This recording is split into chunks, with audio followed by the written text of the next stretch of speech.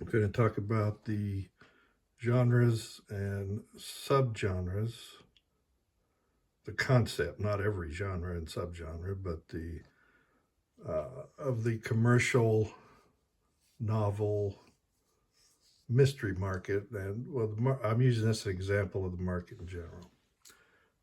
This is from the Story Grid, What Good Editors Know,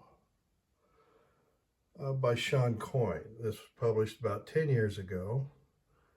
And Coyne started as a mystery book editor for a Big Five publisher almost 30 years ago. So he knew what he was talking about. Now, I will also talk about, that's the past. I'm going to talk about the present. We'll start with the past for an example. Now, he went out on his own for a while, and he had a novelist. He was working with a novelist and thought she had a good spy thriller. I left her with a working map of about 60 scenes, chapters that included all of the conventions and obligatory scenes of the spy thriller form. And he's very, very pleased with this book. Now, it didn't work out because the author would not work within what sold. The plot is what sells. If you're a character person, don't stop listening to me. I'm going to come to character.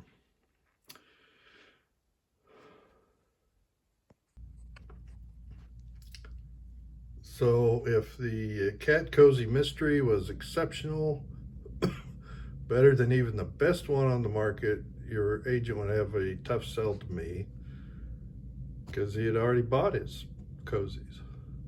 But if you had a compelling lead private eye mystery, when those were selling, even if they weren't the best, you'd get yourself a contract. Commercial editors listen to the market as best they can and then try to find the best books to fill a particular void. Now, this is the world I grew up in, and it's still that way. It's just you don't always recognize it as being such. Let's look at Amazon. Here's Amazon books.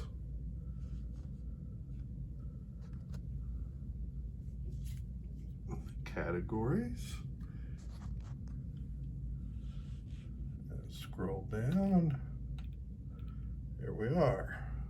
Books, arts and photography. Go down here. Mystery, thriller, and suspense. Click on that. And here are what they have.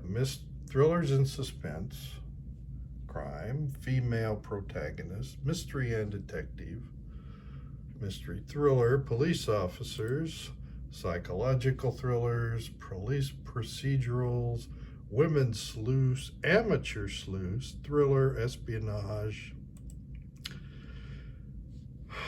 action-packed, traditional detectives, British detectives, and then they start over. Now for me, you can look at my kind of taste. I tend to read old books. I don't read a lot of new books. They don't appeal to me. So here's ones that do appeal to other book buyers. And then there are deals. And here's new releases, etc. Now, go back up to these subgenres. Amateur sleuths. These two here. Thriller and amateur sleuths are where I tend to read. There, I clicked on thriller. They know for me, I'm more likely to read an older one. But here's some popular ones, because occasionally I'll read a more modern one, and new releases. Maybe I'll buy one. I do occasionally.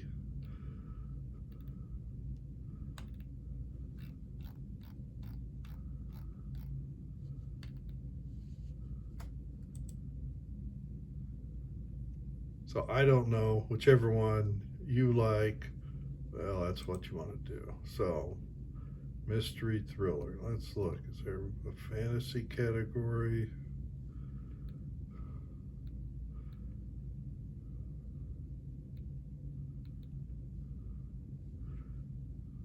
See if romance is selling. This is the biggest seller everywhere you go.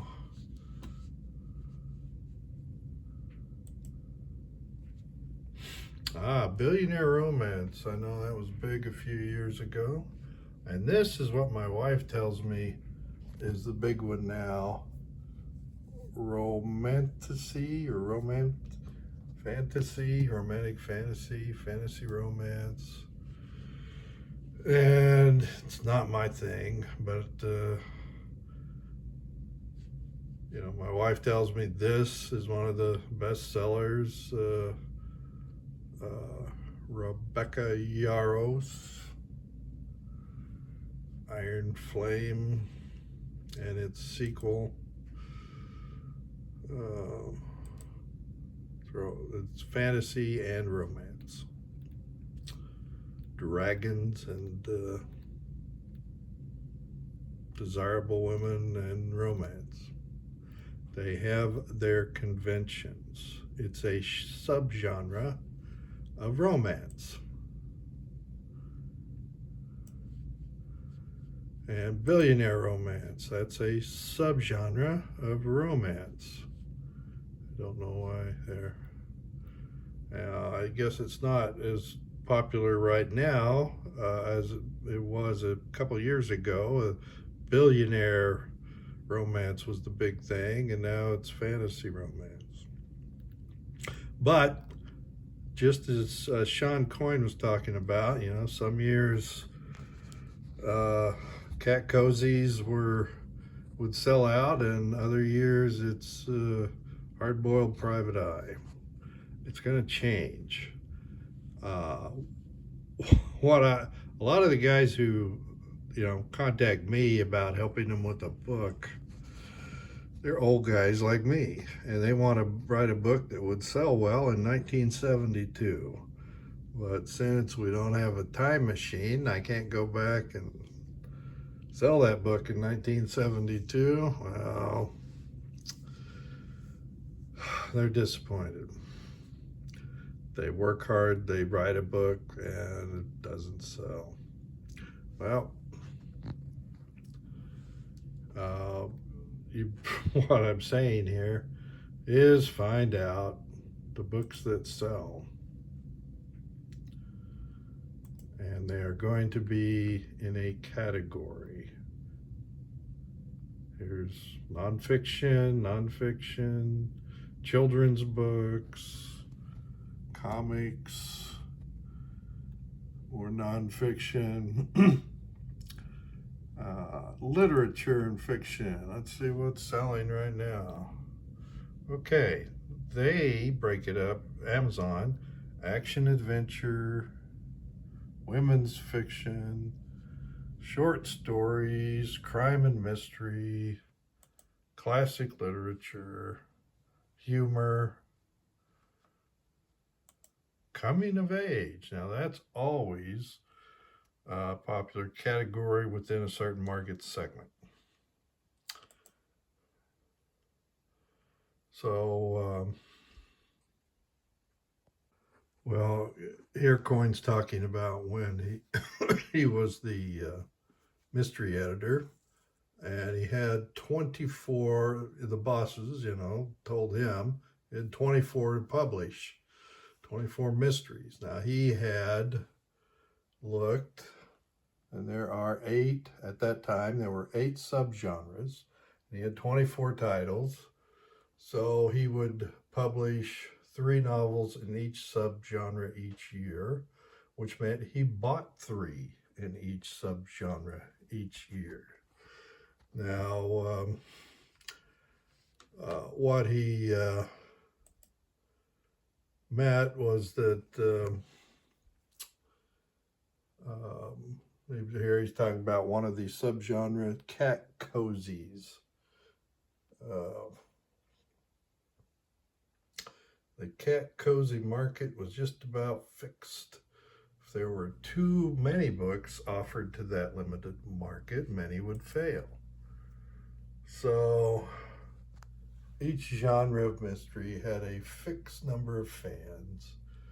If I knew that one subgenre was being abandoned by my competitors, I'd publish more of those kinds of book into the marketplace and fewer of the ones that seem to be overpublished.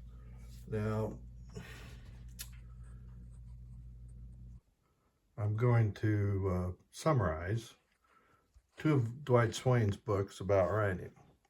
So his 65 book, Tricks and Techniques of the Selling Writer, it's about writing magazine fiction. And it was very successful, still in sales, slightly revised.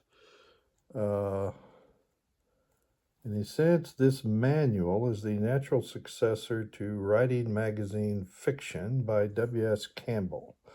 And that's true. Market then in 65 was coming to an end, but fiction writers made their money, most of them selling short stories to the huge magazine market. But that changed. In Swain's next book, Creating Characters, How to Build Story People, published in 1990, Dwight V. Swain.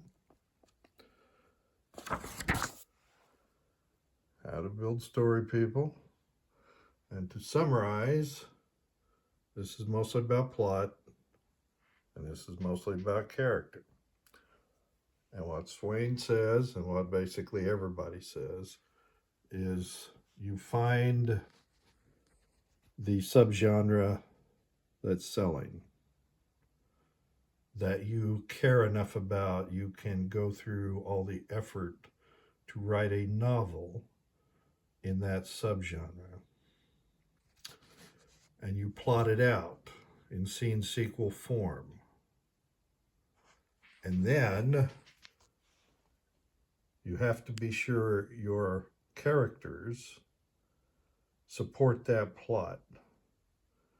Now, this is accepted as perfectly obvious to most successful commercial writers, as something to be hated by others, usually those who come from a literary background or those who just think writing is magic and has nothing to do with construction.